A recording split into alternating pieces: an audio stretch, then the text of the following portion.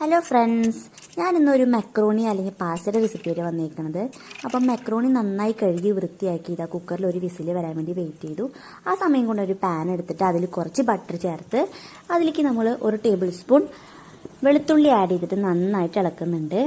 ഇനി നമുക്കിതായി വരുന്ന സമയത്ത് കുറച്ച് വെജിറ്റബിൾസ് അതിൽ ആഡ് ചെയ്യാം. ഞാൻ എടുത്തിരിക്കുന്നത് സവാള, പിന്നെ ഒരു ക്യാരറ്റ്, ഒരു ഹാഫ് ക്യാപ്സിക്കം ആണ്. അതിലേക്ക് നമുക്ക് ഉപ്പ്, കുരുമുളക് പൊടി, ചതച്ച മുളക് ഇവ ആഡ് ചെയ്യാം. തീ കുറച്ച് വെച്ചിട്ട് വേണം ചെയ്യാൻ, അല്ലെങ്കിൽ ബട്ടർ കരിഞ്ഞു പോവും. ഇത് നന്നായിട്ട് ഇളക്കി വരുന്ന സമയത്ത് മാറ്റി വെച്ചതിന് ശേഷം നമുക്കിതിലേക്ക് വേണ്ട ക്രീം ഉണ്ടാക്കാം. ക്രീം ഉണ്ടാക്കാൻ ബട്ടറിലേക്ക് 2 ടേബിൾ സ്പൂൺ മൈദ ആഡ് ചെയ്തിട്ട് നന്നായി ഇളക്കി യോജിപ്പിച്ചതിന് ശേഷം ആവശ്യത്തിന് പാല് കുറേശ്ശെ ഒഴിച്ച് ക്രീം രൂപത്തിലാക്കി എടുക്കണം. ഇത് ക്രീം ആയിട്ട് വന്നതിന് ശേഷം ഞാൻ ഇവിടെ വെജിറ്റബിൾസ് ആഡ് ചെയ്തിട്ടുണ്ട്.